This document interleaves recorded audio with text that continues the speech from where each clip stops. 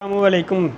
جو چیز میں بتانے لگا ہوں نوجوانوں کے لیے، بچوں کے لیے، معمر افراد کے لیے یکساں مفید ہے، جسے اپنی غذائی افادیت کی وجہ سے خشک میوہ جات کا بادشاہ کہا جاتا ہے، وہ ہے بادام۔ بادام سے اعصاب مضبوط ہوتے ہیں، جسم پھلتا پھولتا ہے۔ یہی وجہ ہے کہ پہلوان اور باڈی بلڈرز تن سازی کے لیے بادام خاص طور پر استعمال کرتے ہیں۔ نشاستہ اور پروٹین کی وجہ سے جسم کو طاقت ملتی ہے۔ اس کی ایک بڑی خوبی یہ ہے بادام کے استعمال سے جسم میں چربی نہیں بڑھتی۔ کیلشیم کی وجہ سے ہڈیاں اور دانت مضبوط ہوتے ہیں۔ اپنے زود ہضم ہونے کی وجہ سے دماغ اور بینائی کے لیے مفید ہے۔